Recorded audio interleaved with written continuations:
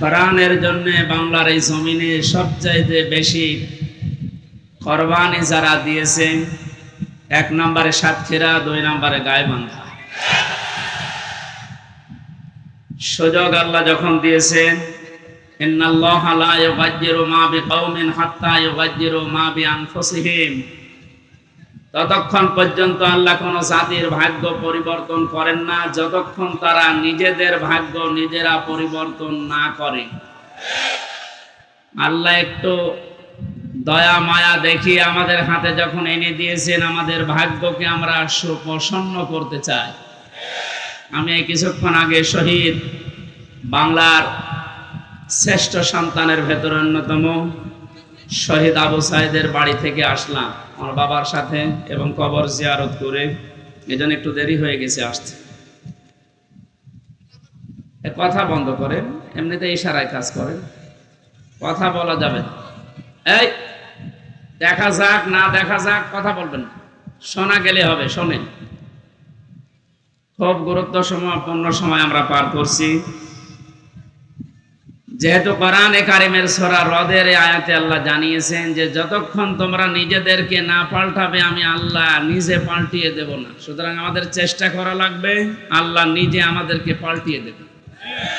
চেষ্টা করার মালিক কে? বসে আল্লাহ। আল্লাহ চেষ্টা করবে, আপনি কি ঘাস কাটবেন? সফলতা দেওয়ার মালিক কে বলেন তো? ওয়ালা তাহিনু ওয়ালা তাহজানু ওয়া আনতুমুল আলাউনা ইন কুনতুম মুমিনিন। কোনো চিন্তা নেই, কোনো ভয় নেই। পৃথিবীতে বিপদ যত বড় হোক, ঈমান জাতের ভেতরে আছে, এদের ভয়ও নেই, চিন্তাও নেই, চিন্তার রেখাও এদের কাছে আসে না। তার বাস্তব প্রমাণ ডাক্তার শফিকুর রহমান, জ্বলন্ত দৃষ্টান্ত এই লোকটা। এত বড় বড় বিপদ আসে, শরীরের ভেতরে, চেহারার ভেতরে কোনো চিন্তার লেশ পর্যন্ত আমরা পেলাম না। জেলখানায়ও দেখেছি না, কোনো চিন্তা নেই। সে বাংলায় একটা কথা বলে, ইংরেজি মিলে, নো চিন্তা ডো ফুর্তি, ওই রকম অবস্থায় আছে। এটা হয় শুধুমাত্র যাদের ঈমান পরিপূর্ণ থাকে তাদের ভেতরে। আমরা আজকের তেলাওয়াতকৃত আয়াতে তাফসীর আকারে কথাগুলো শুনবো ইনশাআল্লাহ।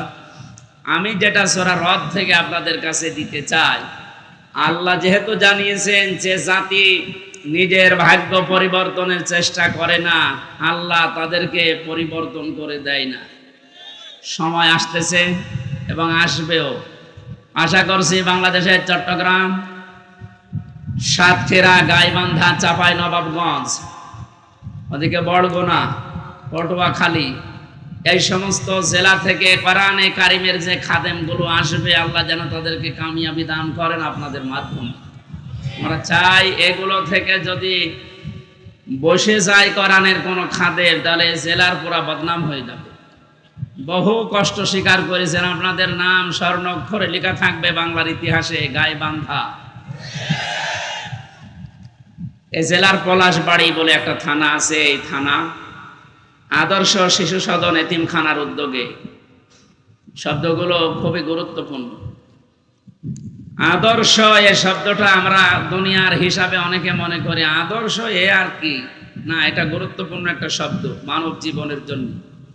যতদিন পর্যন্ত এটা আমরা পাল্টাতে না পারবো দুনিয়ার ধ্যান ধারণায়, এ পৃথিবীতে কাঙ্ক্ষিত মানের শান্তি আমরা পাবো না। কারণ একমাত্র আদর্শ এ শব্দ বলে আল্লাহ নিজে ডাক দিয়েছেন রাসূলুল্লাহকে।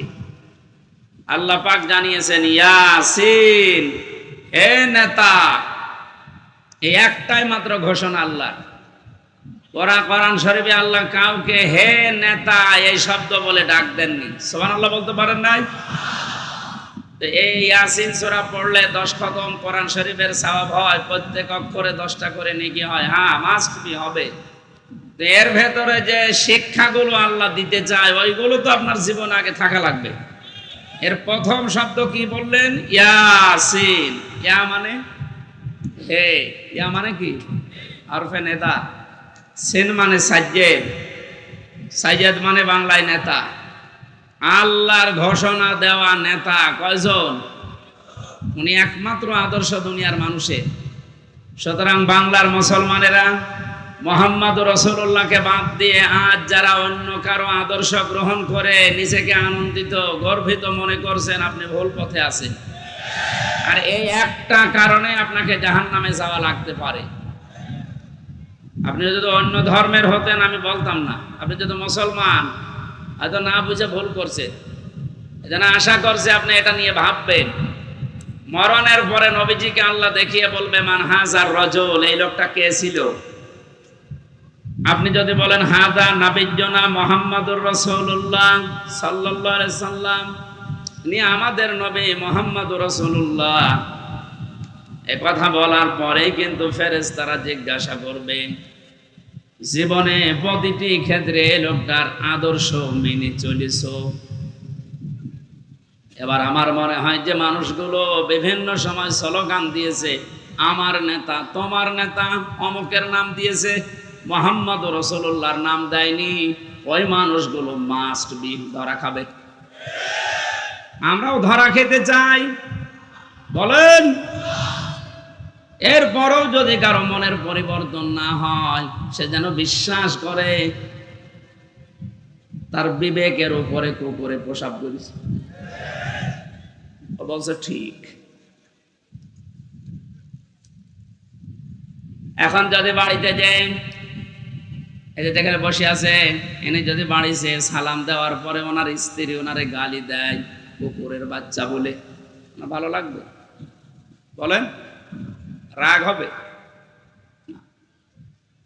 উনি যদি জ্ঞানী মানুষ হয় চিন্তা করবে আমার তো শিক্ষিতা বউ, এত ভদ্র ঘরের সন্তান, আমার গালি দেয় কেন?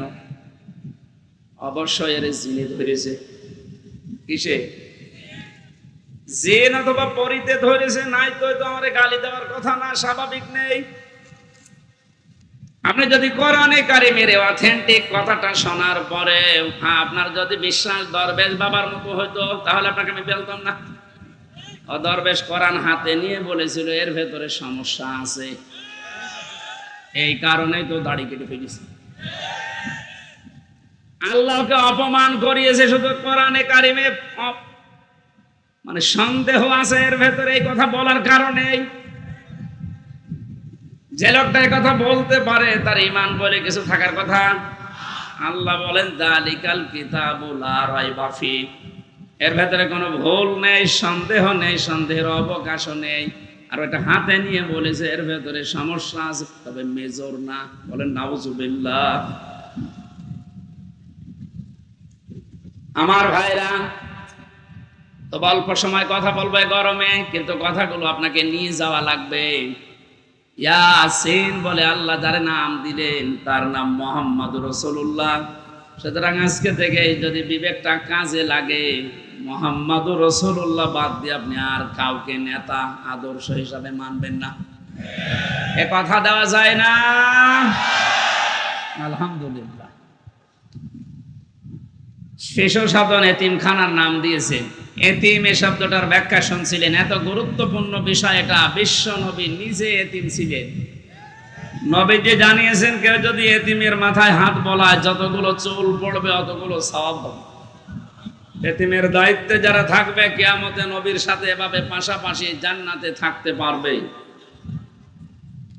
এ সুন্দর একটা প্রতিষ্ঠানের উদ্যোগে আজকের আয়োজন।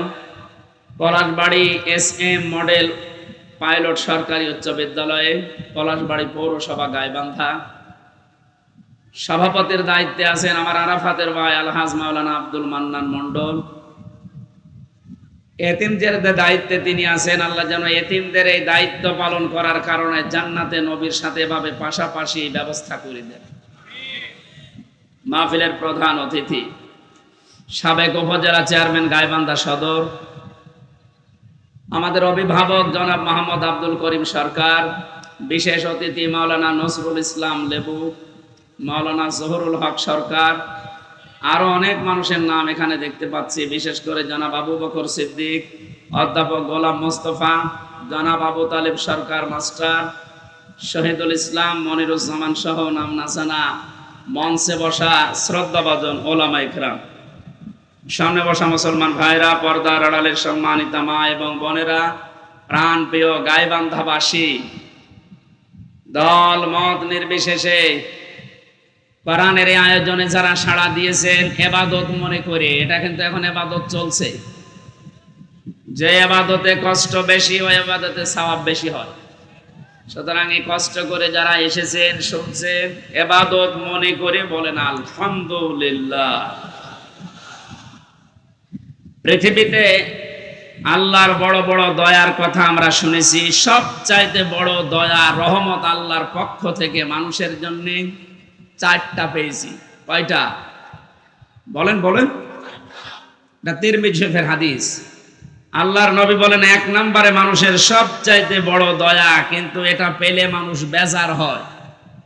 আল্লাহর দয়া রহমত, অথচ মানুষ পেলে বেজার হয়। কথাটা কেমন হয়ে গেল না? নবীজি কেন বললেন এবার মিলান তো? এক নম্বরে পৃথিবীর বড় দয়া রহমত, মানুষ যেটা পেলেই বেজার হয়ে যায় অধিকাংশ। তার এক নম্বরে কন্যা সন্তান। আমরা কি বেজার হব? আজ যারা জুজুর ভয় দেখাচ্ছেন বাংলাদেশে নারীদেরকে, যে ইসলামী আন্দোলন একামতে দিন যারা আছে, এরা যদি ক্ষমতায় যেতে পারে আপনাদের ঘর বন্দি করে রাখবে, এই জুজুর ভয়টা দেখানো হচ্ছে না? বাংলাদেশের জামাতে ইসলামী বাংলাদেশের শ্রদ্ধাভাজন আমির, আমার মনে হয় কেউ যদি জিন্দা আল্লাহর ওলি দেখতে চায়, ওই লোকটার যেন দিকে তাকায়। টাটকা ওলি। আমরা ওলি আল্লাহ খোঁজার জন্য সিলেটে যাই, সিলেটে যেখানে যাওয়া দরকার ওখানে যাই না। হ্যাঁ, কথা বলে না কেন? জীবিত ওলি দেখতে হলে এখানে যাওয়া লাগবে, সিলেটের পাশে মৌলভীবাজার কুলাউড়ায়। হেঁটে গেলে মনে করবেন এটা একেবারে জিন্দা ওলি। উনি ঘোষণা দিয়েছে নারীদেরকে আজ যারা জুজুর ভয় দেখাচ্ছে, আমি গ্যারান্টি দিলাম যদি আল্লাহ আমাদেরকে জাতির খেদমতে কবুল করে, এই মেয়েরা পুরাটা উল্টিয়ে যাবে। তারা মনে করবে আমরা মায়ের কোলে আছি। ওনার কথার সাথে বাস্তবতার যেন আল্লাহ মিল করে দেন, বলেন আমিন। কন্যা সন্তান যাদের আছে আপনি বেজার হবেন না, কারণ কারো রিজিকের দায়িত্ব কারো হাতের উপরে, ঘাড়ের উপরে, মাথার উপরে আল্লাহ দেয়নি। যে আসতেছে দুনিয়ায় তার রিজিক সে নিজে করে নিয়ে আসতেছে। কথা বলেন এখানে? দায়িত্ব যতদিন আপনার উপরে আছে যেভাবে হোক আল্লাহ চালিয়ে নেবে। যেহেতু এটা নবীর কথা যে এটা বড় রহমত, অথচ আমরা বেজার হয়ে যাই। আমার তো আল্লাহ 2টা মেয়ে অলরেডি দিয়েছে, এখন যদি আরো মেয়ে আসে আমার কোনো নারাজি নেই, আমি খুশি। দ্বিতীয় নম্বরে হাদিসের ব্যাখ্যা শুধু বলছে, নবীজি জানিয়েছেন যারা মেয়ের বাবা আছো, মেয়েটা যখন কোনো বাড়িতে আসে ফেরেশতা পর্যন্ত বাড়িতে নাজিল হয়ে যায়। কোন ছেলে আসলে ফেরেশতা নাজিল হয়, এ কথা কোরআনেও নেই, হাদিসেও নেই। অথচ মেয়ে মানুষ আসলে ওই বাড়িতে আল্লাহ ফেরেশতা আগে পাঠায়। ফেরেশতারা আসার পরে মাথার উপরে হাত দেয়, ওই কন্যা সন্তানকে উদ্দেশ্য করে বলে এটা একটা দুর্বল দেহ, একটা দুর্বল দেহ থেকে বের হয়ে এসেছে। এই মেয়েটাকে যারা আদর যত্ন করবে, এর পেছনে শ্রম দেবে, দ্বীনের শিক্ষা দেবে, সৎ পাত্র থেকে পাত্রস্থ করবে, কিয়ামত পর্যন্ত আল্লাহর সাহায্য ওই বাবা মা গার্জিয়ানের উপরে থাকবে। বলেন সুবহানাল্লাহ। যেন আল্লাহর এই বড় দয়া, বড় রহমত আমরা যেন বেজার না হই কোনোদিন। মেয়ে হওয়া মানে স্ত্রীর উপরে রাগ না, আপনার রাগ হচ্ছে আল্লাহর উপরে, কারণ ওটা তো আর স্ত্রী বানায়নি, বানিয়েছে কে? দ্বিতীয় নম্বরে পেয়েছি সবচাইতে বড় দয়া আল্লাহর পক্ষ থেকে, অথচ মানুষ বেজার হয়ে যায়। তার নাম মেহমান। নাম কি? এটার সাথে বাস্তবতার মিল আছে। যত ধনী মানুষ হোক, মেহমান আসলেই কেমন যেন মন খারাপ হয়ে যাচ্ছে। অথচ মেহমান যখন আসে, নবীজি বলেন সে তার নিজের খোরাকি সাথে নিয়ে আসে। বলেন সুবহানাল্লাহ। বিশ্ব নবী জানিয়েছেন 3 নম্বরে বৃষ্টি, 4 নম্বরে আল্লাহর নবী বলেন রোগ ব্যাধি। রোগ ব্যাধি যার যত বেশি হবে, তার দুনিয়ার অপরাধগুলো আল্লাহর মাধ্যমে মাফ করিয়ে নিষ্পাপ করে তার কাছে নিয়ে যাবে। সিস্টেম অপর পৃষ্ঠায় দেখুন তিরমিজি শরীফ নবীজি বলেন 4টা বিষয়ে মানুষ আনন্দ পায়, 4টা বিষয়ে মানুষ খুশি হয়, কিন্তু আল্লাহর কাছে সবচাইতে ঘৃণিত নিকৃষ্ট এই 4টা। তার 1 নম্বরে নাম পেয়েছি যৌতুক। এদেশে নেই। সামাজিকভাবে আন্দোলন গড়ে তোলা লাগবে। বৈষম্য বিরোধী ছাত্র আন্দোলনের মাধ্যমে যেহেতু সংস্কার চলছে, আজ বাংলাদেশের সমাজগুলো থেকে যৌতুক নামে এই মানবতার মহা কৌতুক বিদায় করে সংস্কার করা লাগবে। এই জন্য যতগুলো সংগঠন কাজ করছে মেয়েদের পক্ষে নাম নিয়ে, নারী পক্ষ, নারী স্বাধীনতা আন্দোলন, নারী বিপ্লব পরিষদ, নারী মুক্তি পরিষদ, এদেরকে বলছি এই 53টা বছর পার হয়ে গেল, আজও আপনারা যৌতুক মুক্ত করতে পারেননি। ইসলামের হাতে 5টা বছর তুলে দেন, যৌতুক নামে মানবতার সাথে মহা কৌতুক বাংলাদেশ থেকে মানুষ ঝাঁটিয়ে বিদায় করবে।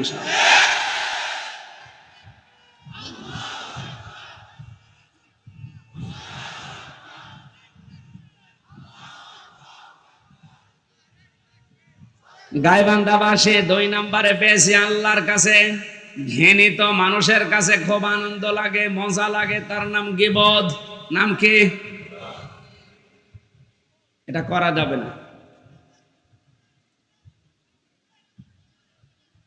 আপনারা কথা বন্ধ না করলে তো আমি কথা ভুলে যাব। কথা বন্ধ করুন। ঠিক আছে, মানুষের আসলে চাপ খুব বেশি হয়ে গেছে। নবীজি বলেন 3 নম্বরে মিথ্যা বলা, 4 নম্বরে সুদ আর ঘুষ খাওয়া। এই 4টা বিষয় আল্লাহর কাছে ঘৃণিত, কিন্তু মানুষ খুব বেশি আনন্দ পায়, মজা পায়। আমরা যেন বিরত থাকতে পারি, বলেন আমিন। দরুদ আর সালাম পাঠ করি আমাদের নবী। কিয়ামতে যাকে সামনে তোলা হবে আর তার উম্মতদেরকে পেছনে তোলা হবে। এখন নবীর উম্মত আমরা হতে পেরেছি কিনা এটাকে নিজের কাছে জিজ্ঞাসা করি। আল্লাহ উম্মত তো তারা।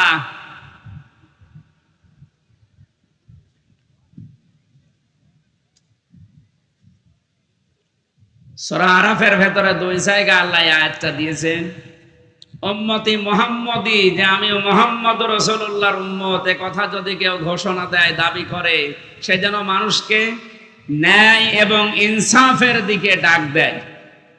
আপনার বিবেকের কাছে আমি প্রশ্ন করছি, আমি রাজনৈতিক কোনো এজেন্ডা নিয়ে আপনার কাছে কথা বলছি না। তো বাংলাদেশে এই মুহূর্তে ন্যায় এবং ইনসাফ প্রতিষ্ঠার জন্য যারা ডাক দিচ্ছে, আপনার বিবেক কোন দিকে সায় দেয় আপনি নিজেই বলুন।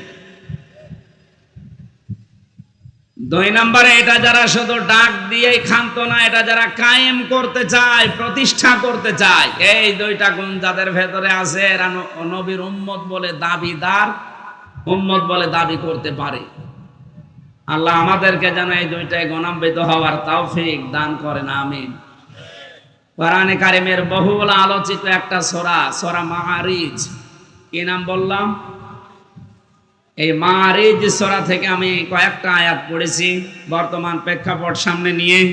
কোরআনে কারিমের আয়াতকে আমি তাফসীর আকারে কথা বলার চেষ্টা চালাবো। ওমা তাওফীকি ইল্লা বিল্লাহ।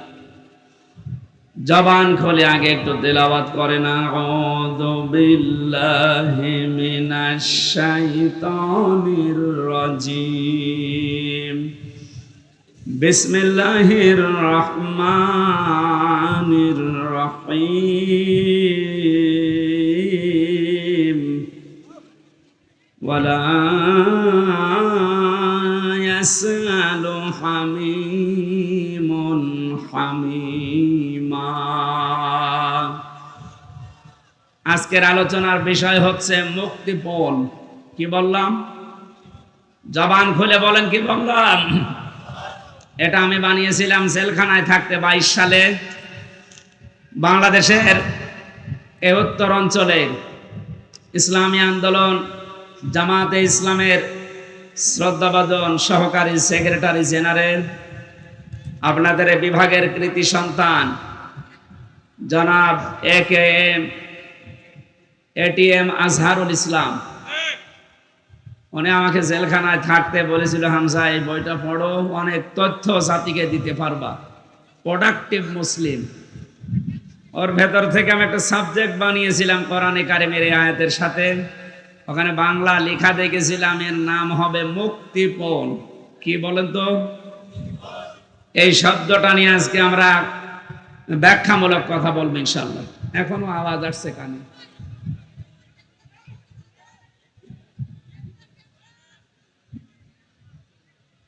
এইভাবে করলে তো কথা বোঝানো যায় না। আর যে মাইক নিয়েছেন, জীবনে যদি এই মাইক আমার মাহফিলে দেন, একেবারে আষাঢ় দিয়ে ভেঙে ফেলবে, গলাটাই আজকে শেষ করে দেবে। কি মাইক নিয়েছেন আপনি?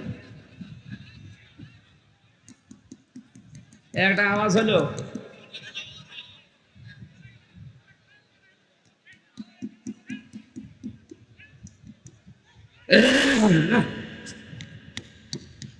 ভুল করেছে, আজকে না আসাই ভালো ছিল। ছাতা হাসানের আর মাহফিল কোনোদিন দিবে না। ছাতা কিছু জানে না, বোঝে না, আন্দাজে মাহফিল দিয়েছে। বলি যে এত করে যে টাকা পয়সা আমার দরকার হয় কম দিয়ে, আপনি জেলা শহরের মাইক নেবেন, রংপুর থেকে মাইক নিয়ে আসা যায় না? কোথায় বাদাম বিক্রি করা মাইক নিয়েছেন? এত জোরে আওয়াজ দিয়েও যদি আওয়াজ না শোনা যায়। আপনারা নিজেদের আওয়াজ একটু বন্ধ করেন তো ভাই। হ্যাঁ, একটু আওয়াজ বন্ধ করেন। আপনাদের বিভাগের সন্তানের কাছে পাওয়া বই থেকে যেহেতু এই সাবজেক্টটা বানানো, উনি থাকলে বাইরে আপনাদেরকে শোনাতেন। যেহেতু উনি এখনো ভেতরে, আমরা আশা করছি খুব তাড়াতাড়ি আল্লাহ আমাদের ভেতর ওনাকে ফিরিয়ে দেবেন। কি আপনারা চান না? কথা বলেন না কেন? মাওলানা মামুনুল হক উনি আমার সাথে পাশের রুমে আমারে ছিল। মাঝে মাঝে জামাতে ইসলামী বাংলাদেশের যে মানুষগুলোকে বিনা অপরাধে ফাঁসি দেওয়া হয়েছে, আমি এই কথা সিঙ্গাপুরে, মালয়েশিয়া কয়েকদিন আগে এখানে বলেছিলাম। এই জালেম যারা এ দেশে 17 বছর জুলুম করে গেল, এই জালেমদের দোসর এখনো ওখানে পালিয়ে আছে। ওরা যে ওই দেশের রাষ্ট্রদূত যারা পররাষ্ট্র মন্ত্রণালয় আছে, ওদের কাছে নালিশ দিয়েছে যে উনি যুদ্ধ অপরাধী যারা মামলার আসামি তাদের পক্ষে কথা বলে। এটা যদি আমার অপরাধ হয়ে থাকে, আবু সাইদ সহ বাংলাদেশের হাজারের উপরে কয়েকদিন 5 তারিখের আগে যারা মানুষকে বিদায় করে দিল, এরা কি মানবতা বিরোধী অপরাধী না? আপনি শুধু নিজের দিকে টানবেন কেন? এরা যারা মারা গেছে এরা মানুষ না?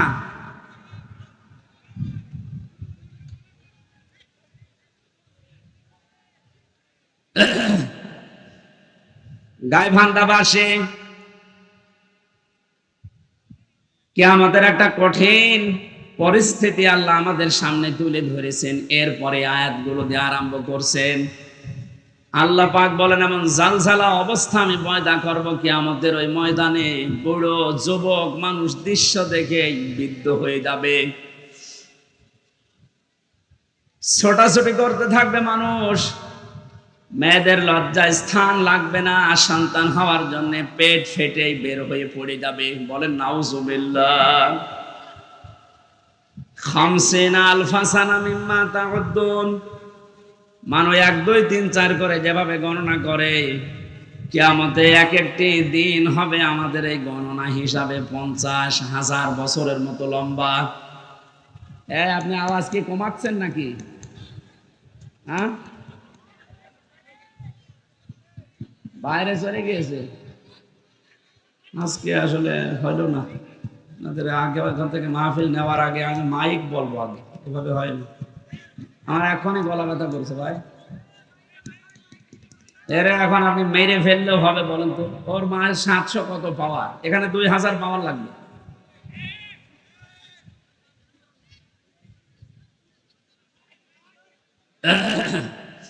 ডাক্তার শফিকুল ইসলাম মাসুদকে দিয়ে যে কাজ হবে, এখন কে দরবেশ বাবার দিয়ে সে কাজ হওয়ার কথা? জানিয়ে এসেছে দরবেশ বাবার মতো, এখন লাগবে শফিকুল ইসলাম মাসুদের মতো। কথা বলছে না কেন? আপনি পাবেন কোথায়? এই জন্য তো আমার কষ্ট হয়ে যাচ্ছে। এরকম একটা দৃশ্য আল্লাহ সামনে যখন নিয়ে আসবেন, আল্লাহ পাক আমাদেরকে সতর্ক করছেন, কোন বন্ধু কিন্তু বন্ধুর পরিচয় পর্যন্ত দিতে রাজি হবে না। আজ বাংলাদেশে আমরা একটা বাস্তব অভিজ্ঞতা দেখতে পেলাম, বন্ধুর পরিচয় দেওয়া না, বন্ধু অনেককে পরিচয় করিয়ে দিয়েছে। এই যে অবৈধ আনিসুল হক করে যখন ধরেছে, অযথা নিচে নিচে চলে যেত, দরবেশ বেঁচে যেত। ধরা খাওয়ার পরে বলছে আমারে ওই যে ওরে নিবেন না, দরবেশ। কেন যে বললো আমি নৌকার মাঝি?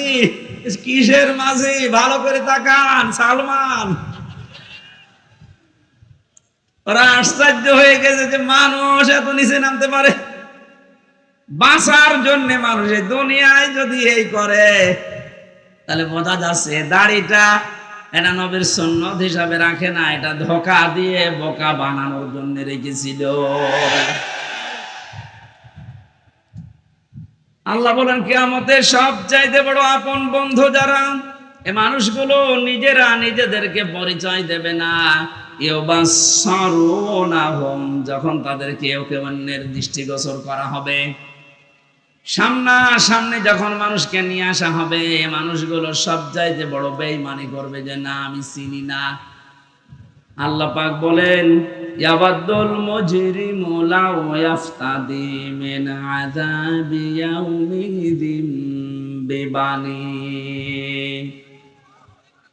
এই কঠিন পরিস্থিতি যখন তৈরি হবে, এই মানুষটা নিজেকে বাঁচানোর জন্য ও যা আছে সব ফিদিয়া হিসাবে, জরিমানা হিসাবে দিতে রাজি হয়ে যাবে। আজকে দরবেশের কথা দেখেছেন যে আমারে ছেড়ে দেন, বাংলাদেশ আমি ঠিক করে দেব। মুক্তিপণ হিসাবে মানুষ ওই দিন সব দিতে রাজি হয়ে যাবে। পৃথিবীতে যত আপন জন আছে তাদের নাম আল্লাহ সিরিয়াল আকারে কিছু দিয়েছেন। ওয়া সাহিবাতিহি ওয়া আখি। প্রথমে মানুষ তার স্ত্রী সন্তানকে বলবে আল্লাহ তুমি এগুলো নিয়ে যাও, আমার ভাইকে তুমি নাও।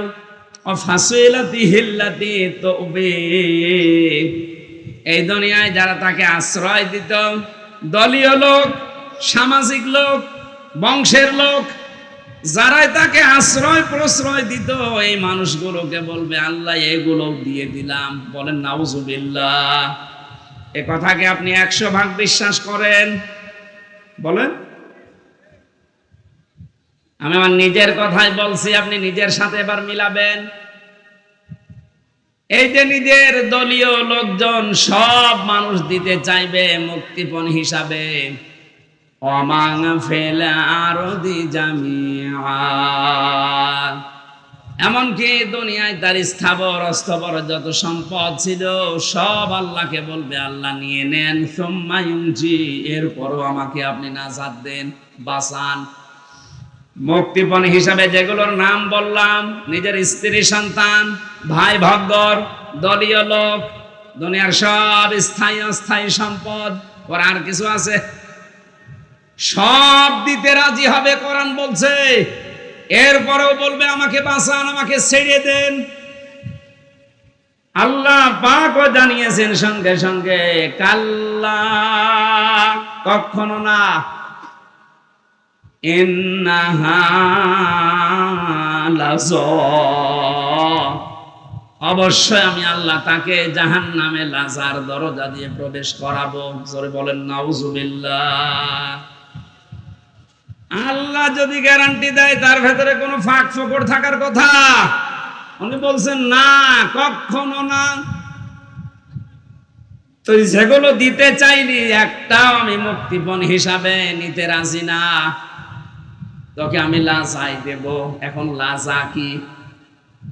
আমরা এখানে অনেকে এর আগে শুনেছি যে জাহান্নামের স্তর আল্লাহ বানিয়েছেন 7টা। কয়টা? বলেন বলেন। জান্নাতের স্তর কয়টা? 100টা। আমরা তাই 8টা জানি। কোরআনে কারিমের ভেতরে 100টার উপরে জান্নাতের স্তর আল্লাহ সাজিয়েছেন। এর ভেতরে জাহান্নামের স্তর যেহেতু 7টা ধাপ, 7টা, এক একটা ধাপের আলাদা আলাদা নাম আছে। 3 নাম্বার যে ধাপটা তার নাম লাযা। আল্লাহ বলেন এত ভয়ঙ্কর এটা, নাযাআতাল লিশাওয়া। এই জায়গায় প্রবেশ করানোর সঙ্গে সঙ্গে মানুষের চামড়া খসিয়ে ফেলবে। বলেন নাউজুবিল্লাহ। এই পৃথিবীতে যত রকমের শাস্তির জায়গা আমি জীবনে যত দেখেছি, এই যে আয়না ঘরের নাম এখন শুধু শুনছি, আগেও বলতে পারতাম কিন্তু আমার বলতে দেয়নি। আমিও মাটির নিচে ছিলাম, গুম হয়েছিলেন এই যে আপনাদের এলাকার সন্তান, কত মানুষ গুম হয়েছিল এই দেশে। অনেকে বলে যে কি করেছে যে তাদের এত কিছু বলা লাগবে, গালি দেওয়া লাগবে। বাংলাদেশে যদি জালেমেরা কিচ্ছু না করে থাকে, ওদের শাস্তি দেওয়ার জন্য, বরদোয়া করার জন্য আয়না ঘরে যথেষ্ট। আমি শুধু নাম শুনেছি, যে বাস্তবতা কত নির্মম। একটা পশুর সাথেও মানুষ এত নিকৃষ্ট আচরণ করে না। আমার সাথে যে মাওলানা ছিল মুফতি ফখরুল ইসলাম, উনি বলছিলেন আমাকে নিয়ে প্রথমে আমার এই হাঁটুর ভেতর দিয়ে হাত দিয়ে হ্যান্ডকাপ দিয়ে 24 ঘন্টা বেঁধে রাখতো একটা তারের সাথে। শুধু টয়লেট করার জন্য 1.5 থেকে 2 মিনিট সময় দিত, খাওয়া দাওয়ার জন্য কয়েক মিনিট দিয়ে 24 ঘন্টা এভাবে বাঁধা। ঘুম নেই, একটু ঘুম যদি আসে গরম দিত। ওই আপনি বলেন তো, কোন বিড়াল বেঁধে রাখে মানুষ, পাখি খাঁচার ভেতরে রাখে, তারপরে তো কঠিন আচরণ করে। এরপরেও যদি জালেমরা নিজেদের জুলুমের ফেরেশতা খুঁজে না পায় যে কি করেছি আমি, যে আমার পদত্যাগ করা লাগবে, প্রকাশ্য গুলো তো বাদই দিলাম, গোপনে যেটা এইটাও যদি এখন সামনে ভালোভাবে নিয়ে আসেন, আপনি যে জালেম ছিলেন পৃথিবীতে তামাম দুনিয়া স্বীকার করবে। এই জন্য উপদেষ্টার যারা আছে তাদের একজন আসিফ, এই ছেলেটা জানিয়েছে বাংলাদেশের আয়না ঘর যেখানে যেখানে আছে এগুলো ধ্বংস করা লাগবে না, এগুলো রেখে দেন। মানুষ যেন দেখে বসে যে পৃথিবীর ময়দানে বাংলাদেশ নামক জায়গায় একটা জালেম ছিল। জালেমদের জন্য আপনি মায়া দেখায় অনেকে, এখন বলে না কি আর করেছে। সারা দেশের 18 কোটি মানুষও যদি আপনাকে মাফ করে দেয়, আমি আমার বাস্তবতা থেকে বলছি, ব্যারিস্টার আরমানের বউ আপনাকে মাফ করবে না। ইলিয়াস আলীর স্ত্রী আপনাকে মাফ করবে না, যে ধোঁকা দিয়ে তাকে বোকা বানালেন যে আমি কিছু জানি না, অথচ প্রমাণ হয়েছে ওনাকে মেরে ফেলা হয়েছে। ও গাইবান্ধাবাসী, এ কথাটা আমি ভেতর থেকে বলছি এই কারণে, কারণ জালেম যারা এখনো পর্যন্ত আমরা দেখতে পাচ্ছি অনেকে জালেমের পক্ষে সাফাই গাচ্ছে। কয়েকদিন আগে গোপালগঞ্জের এক জালেমের দোষর ও জানিয়েছে, আপা ঘাবড়াবেন না, আপনি ঘাবড়ালে আমরা নরম হয়ে যাই। এখনো এই কথা বলেন, আপনার বিবেক আছে? আপনি জানেন বাস্তবতা কত নিচে নেমেছিল।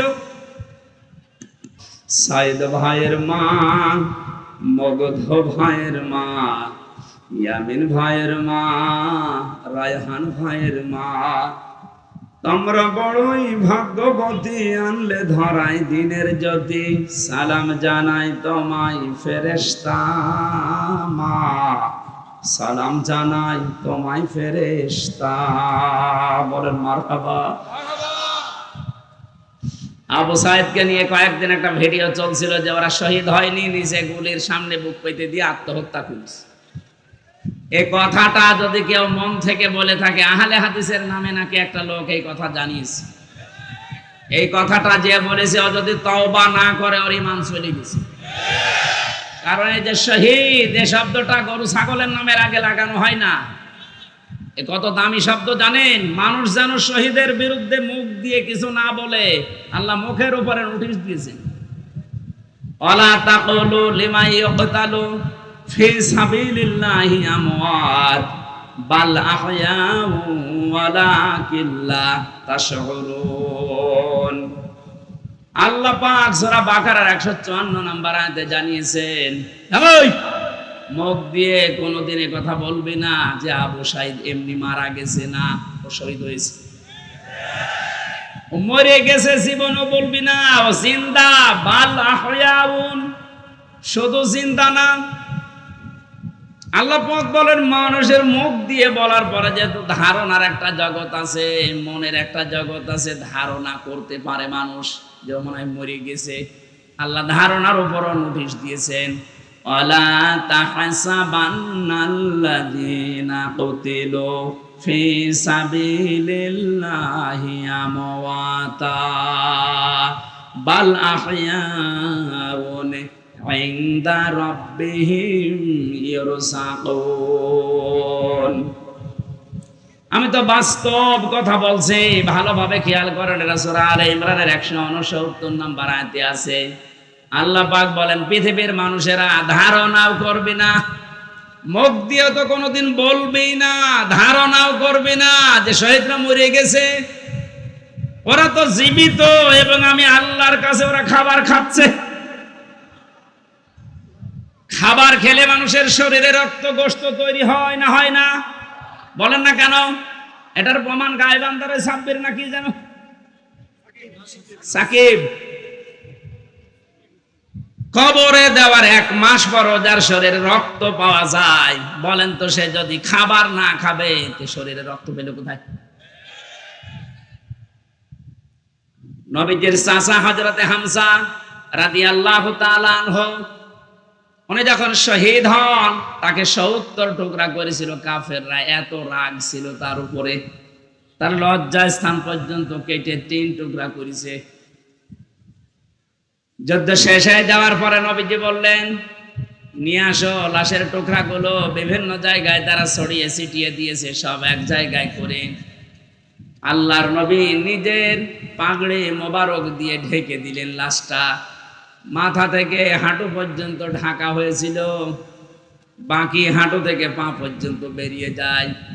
নবীজি নিজেই লতা পাতা পাহাড় থেকে নিয়ে এসে ওই জায়গাগুলো ঢেকে কবরের ভেতরে দিয়ে বললেন, মাবুদ, আমার চাচা হামজার উপরে আমি এখন পর্যন্ত রাজি আছি।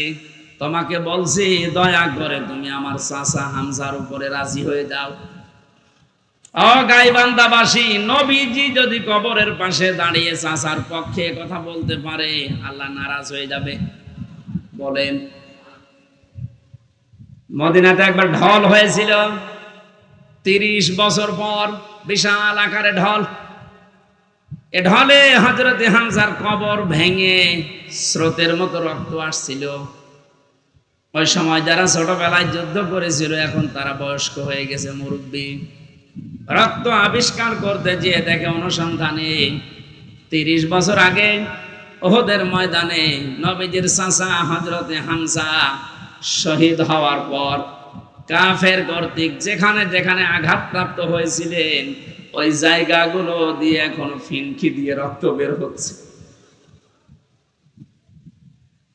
উনি যদি খাবার না খাবেন 30 বছর পরে ওনার শরীর থেকে রক্ত আসবে কোত্থেকে? এজন্য বাংলার জনগণ সাবধান, মুখ দিয়ে তো বলবেনই না, ধারণাও করবেন না যে যারা শহীদ হয়ে গেল এরা মারা গেছে। কোরআনের পাখিকে আজ অনেকে বলে মরে গেছে, না উনি মারা যায়নি, ওনাকে মেরে ফেলা হয়েছে। মুরব্বির সাথে আমি 10 মিনিট দেখা করেছিলাম 22 সালে। কি সুন্দর কথাবার্তা, কি সুন্দর হাসি। আমার তো একদিন পরে পরে আমরা সংবাদ পেতাম ওখানে, এত কঠিন অবস্থায় আমার রাখতো। যেদিন উনি মারা গেছে তার পরের দিন পেপারে দেখলাম যে উনি মারা গেছে। বাইরে এসে দেখলাম যে ভিডিওগুলো হাসপাতালে নিয়ে আসার সময়, বের করার সময় যে হাসিটা দিয়েছিল, কোন অসুস্থ মানুষের মুখ দিয়ে ওই হাসি বের হওয়ার কথা না। অনেকে ধোঁকা দিয়ে বোকা বানিয়ে জেলার আর সুপার এখন স্বীকার করছে যে আমরা উপরের নির্দেশে এটা করেছি। আমাদেরকে বলা হয়েছিল যে সই স্বাক্ষর করে বলেন যে নির্বাহী আদেশে ছেড়ে দেবে। আমরা এই প্রসেস শেষ করে দিলাম। এই যে ডাক্তার মোস্তফা জামান নামে এই কোলাঙ্গার উপরের নির্দেশ পেয়ে শেষ পর্যন্ত সারা বিশ্বের আলেমদের মাথার মুকুট আমরা যাকে মনে করি, এই যে তাফসীর মাহফিলের জনক যিনি পৃথিবীতে, বিশেষ করে বাংলাদেশে তো হবেই। তাফসীর মাহফিলের শব্দ শুনলেই মানুষ মনে করে আল্লামা সাঈদী।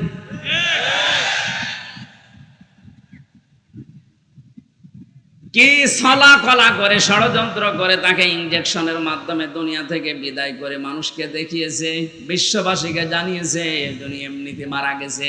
উনি এমনি মারা যায়নি, ওনাকে যেহেতু মেরে ফেলা হয়েছে সুতরাং উনি শহীদ।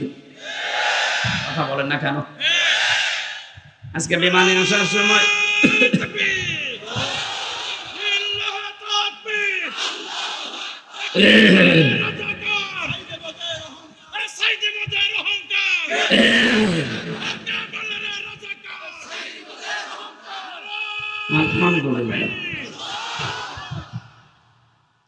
আজকে মিরপুরে নামাজ ছিল 10 নম্বরে, মিরপুর ঢাকা। নামাজ শেষ করে প্লেনে ওঠার পরে আমার পাশে যে লোকটা বসে আছে উনি আমারে বলছিল, হুজুর আমরা আপনার দলের লোক না, কিন্তু আমরা জানি আপনাদের আলেম কুলের সিনন। লোকটা দেখলাম আল্লাহ রাসূল বিশ্বাস করে না, কথাবার্তা রাজা বুঝলাম। আমাকে বলছে আল্লামা সাঈদী আপনাদের কোরআনের পাখি বলে যারে জানেন, এই লোকটাকে এমনি মারা যায়নি, ওনাকে মেরে ফেলা হয়েছে।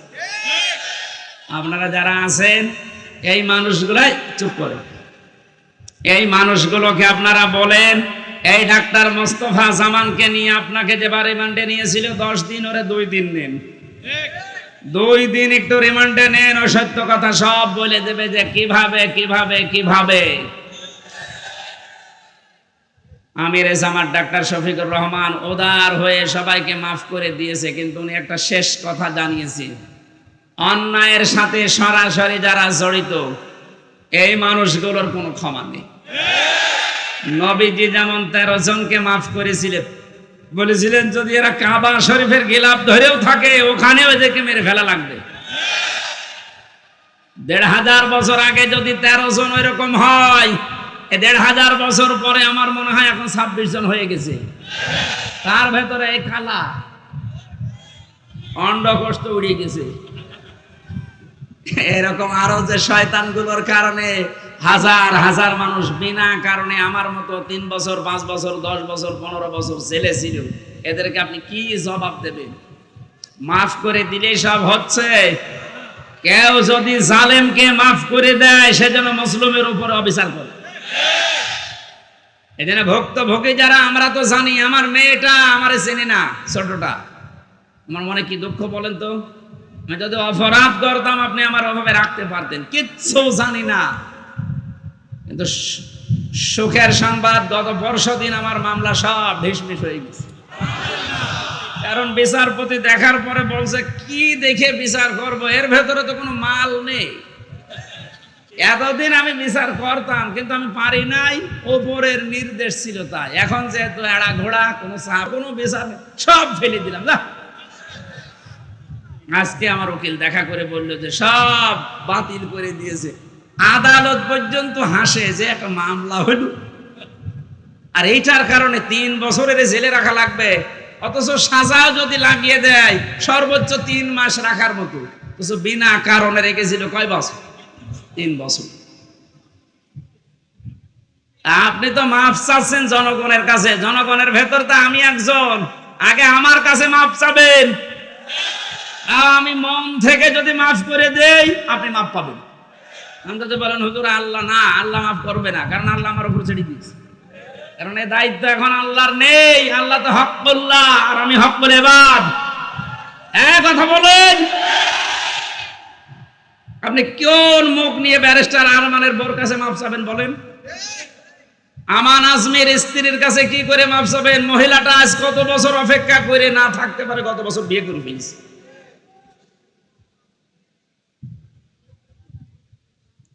শয়তান পর্যন্ত আমার মনে হয় কান্নাকাটি করেছিল, কিন্তু জালেমদের মনের ভেতরে একটু দয়া আসে না। এত বড় কঠিন হয় মানুষ, একটু জানিয়ে দিতে পারতেন আপনি গোপনেও যে আপনার স্বামী বেঁচে আছে, আপনি ধৈর্য ধরেন, বের হবে। আপনি মেরে না ফেলে বাঁচিয়ে রাখলেন, আর আমরা জানি যে উনি নেই। মেরে ফেললে হয়তো ব্যারিস্টার আরমানের স্ত্রী অন্য জায়গায় বিয়ে করতো, যদি সংবাদ পেত যে আমার স্বামী নেই। কিন্তু এমন অবস্থায় রেখেছিলেন এর 8টা বছর, এত তারপরও কোনো অপরাধে জড়ায় নাই, ভাগ্য ভালো। কথা বলে না কেন? অন্য কোন সাধারণ মেয়ে লোক হলে কত জায়গায় পৌঁছিয়ে দিত। 76 বছর বয়সে এখন শুনছে নাকি বিয়ে করবে, আর তাদের বয়স 35 বছর 32 বছর। এই সমস্ত বয়সে নিজের যৌবনকে যারা 8টা বছর স্বামী আছে কি নেই এই দোদুল্যমান অবস্থায় নিজেকে কন্ট্রোল রাখতে পারে, এগুলো আল্লাহর টাটকা নির্ভেজাল ওলি। আর অনেকে ফতোয়া দিয়েছিল আল্লাহর ওলি মহিলা এই পৃথিবীতে একজন আছে, এদেশে যদি কেউ জান্নাতে যায় মানবতার কন্যা জান্নাতে যাবে। শয়তান এগুলো শুনতো আর হাসতো, আল্লাহ তুমি আমারে শয়তান বানিয়েছো। গাইবান্ধাবাসী যে আয়াতটা দিয়ে আমি কথা শুরু করেছিলাম, এবার আসেন আল্লাহ বলেন এই যে নাযাআতাল লিশাওয়া, এ দরজা দিয়ে প্রবেশ করার সঙ্গে সঙ্গে মানুষের চামড়া খসে যাবে। রিমান্ডে আমিও 10 দিন ছিলাম, আমাকে ওরা শাস্তি দিয়েছিল কঠিন, 11 ঘন্টা টাঙিয়ে রেখেছিল, চোখ কালো কাপড় দিয়ে বেঁধে, হাত হ্যান্ডকাপ দিয়ে, পায়ে ডান্ডা বেড়ি দিয়ে এমন অবস্থায় টাঙিয়েছিলাম 4 ওয়াক্ত নামাজ পড়তে পারি নাই। একেবারে যে কোরআন আমার সামনে, আমি সত্য কথা বলছি, যোহর আসর মাগরিব ইশা আমি ইশারায় পড়েছিলাম, কারণ জানি না যে এখন যোহর না আসর। মাটির নিচে এমন এক ঘরে নিয়েছিল, ওখানে দিন রাত বোঝা যায় না।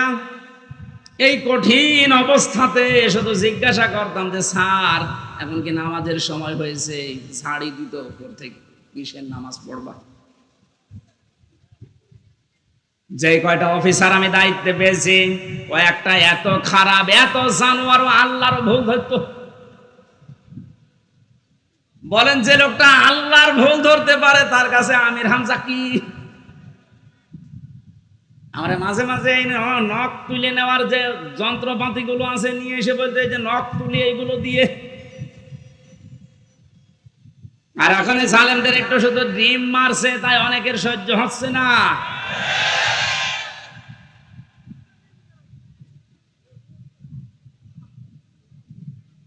এত বড় কঠিন শাস্তির ভেতরে কেউ 8 বছর 10 বছর, আমি তো কান্নার আওয়াজ শুনতাম মাঝে মাঝে 7 তলা থেকে। কারারক্ষীরা বলতো, এমনকি ওখানে প্রশাসনের যে মানুষগুলো বলতো, হুজুর এখানে অনেকেই 2 বছর 3 বছর 5 বছর আছে, কেউ জানে না। আপনি যদি বাইরে যেতে পারেন বলবেন। কিন্তু ভাগ্যের নির্মম পরিহাস, বের হওয়ার পরে এমন এমন থ্রেট দিয়েছে যদি কোনো কথা উচ্চারণ করি আমিও গায়েব হয়ে যাব।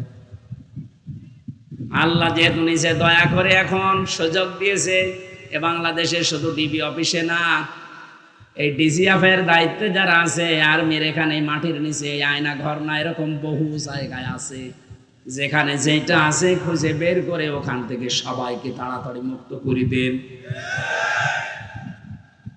এটা মানবতার সাহিত্যের সবচাইতে বড় অপরাধ, এই আয়না ঘর, এই গুম। আজকে বিশ্ব গুম দিবস ছিল।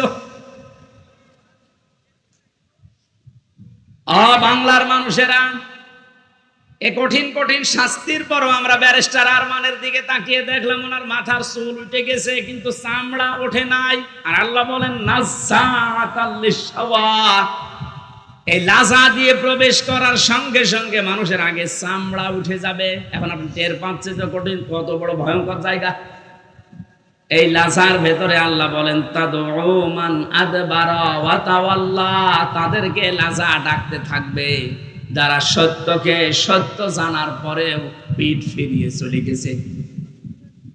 এই দেশে 8:30 থেকে 9:30 থেকে আরাম আরম্ভ করেছি, এখন 10:30 বাজতেছে। 1 ঘন্টায় যত কথা বললাম, একটা কথা কোরআনের বাইরে, হাদিসের বাইরে মন মতো বলেছি। কোনো উদাহরণ যদি দিয়েছি কোরআনের সাথে মিলিয়ে দিয়েছি।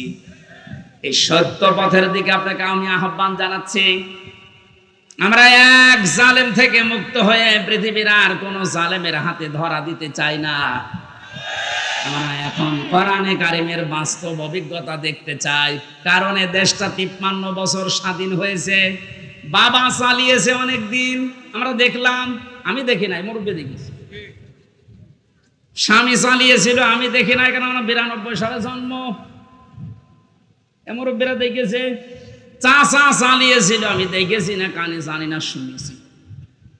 কথা বলছে না। গোবরটা তো দেখলাম, ভাবিরটাও দেখেছি। সবাই তো সবার মতো চালিয়েছে। এখন শুধু দেখতে বাকি আছে যে কোরআন দিয়ে দেশ চললে কেমন দেখা যায়।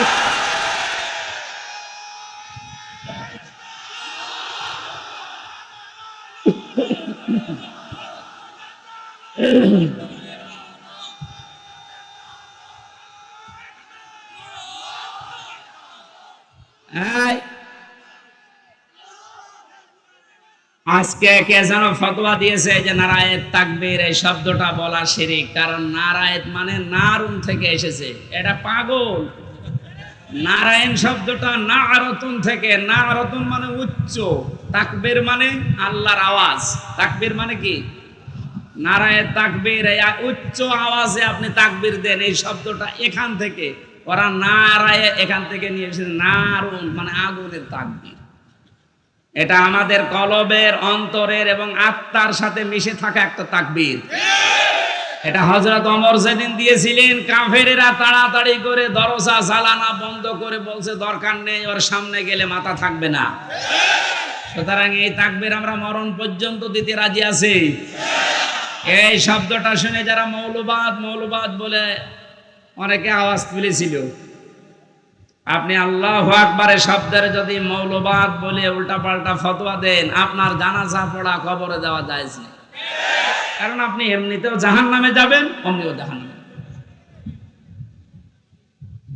তাহলে সত্য পথের দিকে ডাকার পরে আমরা চাই চর্ম চোখে দেখতে যে কোরআন দিয়ে চললে কেমন দেখা যায়। যেহেতু আল্লাহর সাহায্য এবং বিজয় আমরা কিছুটা কিছু দেখতে পেয়েছি। অনেকে এখানে এসেছে, এশার নামাজে হয়তো পড়তেও পারেন, ইযা জাআ নাসরুল্লাহি ওয়াল ফাত। হে নবী, যখন আল্লাহর সাহায্য আপনি আসবে তখন বিজয় দেখতে পাবেন। বিজয়ের ভেতরে যতগুলো কাজ আছে তার অন্যতম একটা কাজ হচ্ছে ওয়ারাআইতান নাসা ইয়াদখুলুনা ফি দীনিল্লাহি আফওয়াজা। সত্যিই যদি আল্লাহর সাহায্য এসে যায় তখন আপনি বিজয় পাবেন। আমার তো মনে হয় এত বড় বড় মহারথীরা এই 17 বছর চেষ্টা করে জালেমের একটু চুল পরিমাণ নড়াতে পারে নাই, কিন্তু ছাত্ররা যা করে দেখিয়েছে, এই বৈষম্য বিরোধী ছাত্র আন্দোলনের এই নেতারা, আমার মনে হয় আল্লাহ আবাবিল পাখির মতো তাদের কাজে লাগিয়েছে। এটা নিঃসন্দেহে আল্লাহর সাহায্য এবং বিজয়। আরে বিজয় আসলে যে 7টা কাজ হয়, তার 1 নম্বরের কাজ হচ্ছে দলে দলে পালে পালে মানুষ ইসলামে প্রবেশ করবে। এই 26 দিনে আমরা যেটা দেখতে পেলাম, হ্যাঁ কথা বলে না কেন, 25 দিনে 5 তারিখ থেকে 30 তারিখ পর্যন্ত তাকান, কত হিন্দু আমিরে জামাতের হাতে হাত দিয়ে মুসলমান হয়ে যাচ্ছে। কত জালেম পর্যন্ত নিজের জুলুম স্বীকার করে আজ ইসলামে আসতেছে। আজকের একটা জরিপ পেয়েছি, আগস্টের 5 তারিখের আগে এই দেশে মাত্র 20 জন মানুষ চাইতো 100 জনের 20 জন যে ইসলামে দেশে কায়েম হোক, কিন্তু এই 25 দিনের মাথায় এখন অবস্থা এমন দাঁড়িয়েছে, এই দেশে এখন 100 জনের 35 জন মানুষ চাচ্ছে যে ইসলাম কায়েম হোক। এ সময়টা একটু চাইতে দেন। বাংলাদেশে যারা একামতে দিনের দায়িত্ব পালন করে, এই মানুষগুলোর যে ইখলাস আমি দেখেছি। আমি তো বাস্তব ওয়াজ করছি ওনার সাথে, আমি 4 দিন থেকে জেলখানায় একেবারে পাশাপাশি আমি দেখেছি লোকটার আমল, লোকটার ঈমান।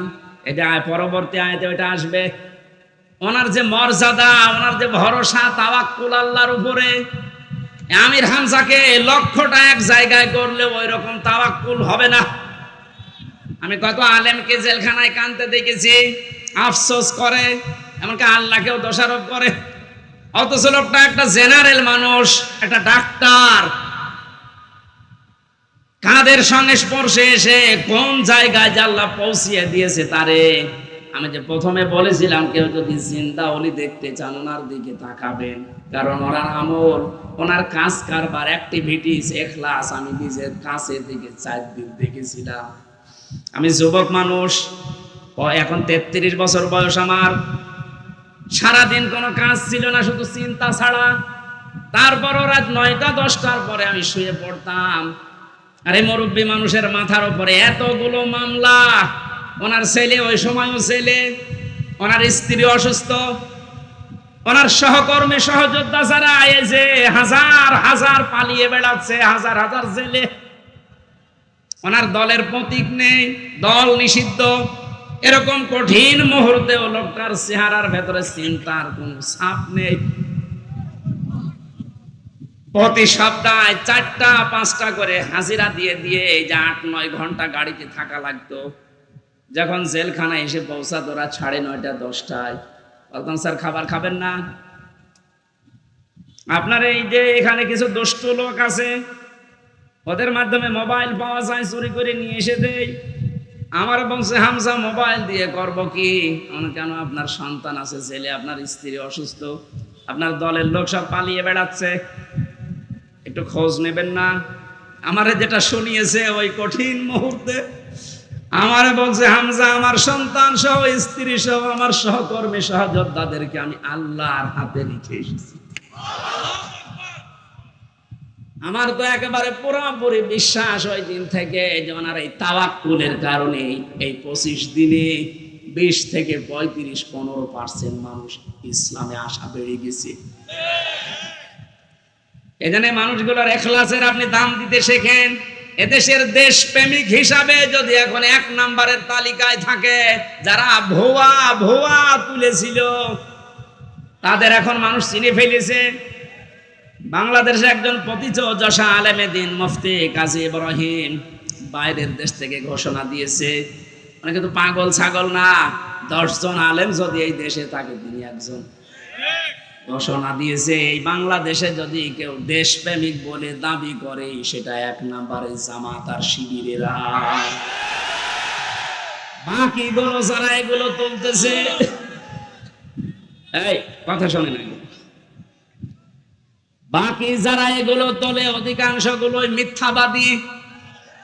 দেশপ্রেমের ধোঁয়া তুলছে যে আমি দেশপ্রেমিক, অথচ শরীরের ভেতরে দেশপ্রেমের কোনো চিহ্ন নেই। পায়ে যে জুতা দিয়ে আছে বিদেশি জুতা, গায়ে যে শার্ট দিয়েছে বিদেশি শার্ট, হ্যাঁ কথা বলে না কেন?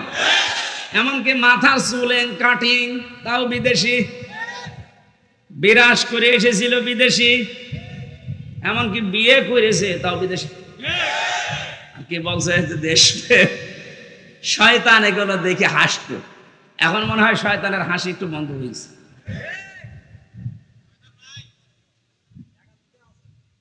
এজন্য সত্য পথে আহ্বান করলে আপনার অন্তত কিছু না থাকলেও কিন্তু বিবেক আছে। বিবেক থাকার পরও যদি কেউ উল্টা দিকে চলে যান, সে যে দলের লোক হন, আপনাকে আল্লাহ লাজাই দেবে। লাজাই গেলে প্রথমে চামড়া খসে যাবে।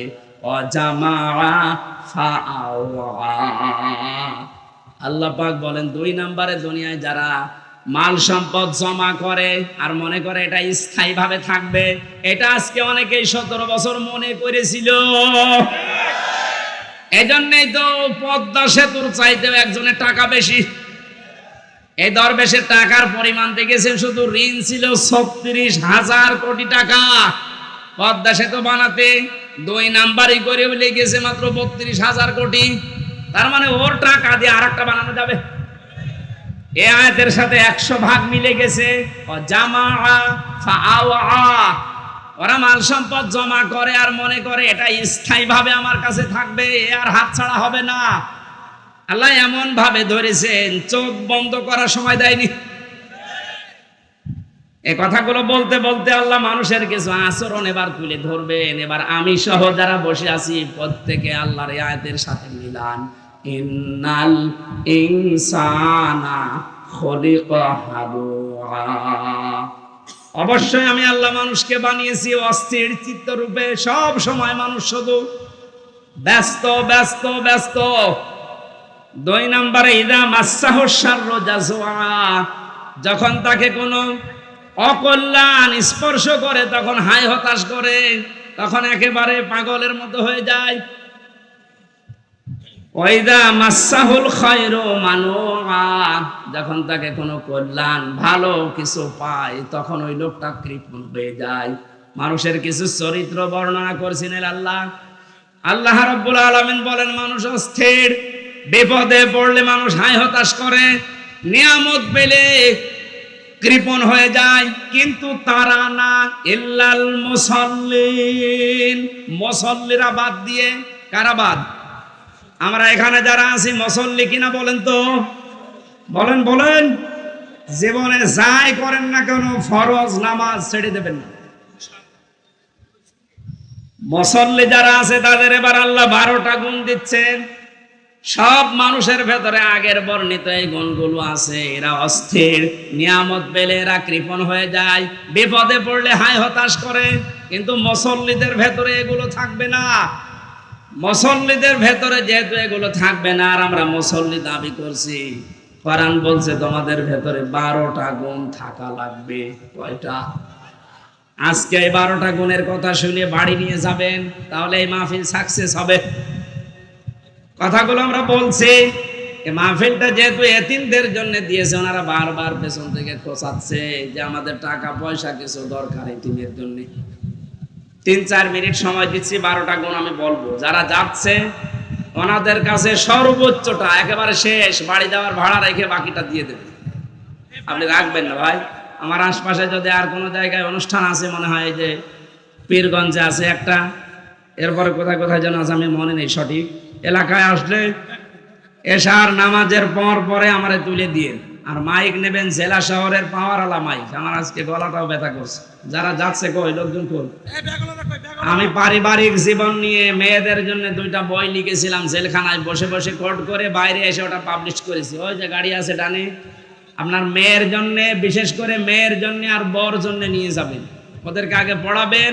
পারিবারিক জীবনে স্বামীর সাথে অশান্তি হবে না ইনশাআল্লাহ। ওটা যাওয়ার সময় অবশ্যই নিয়ে যেন, ওই যে ডানে গাড়ি আছে।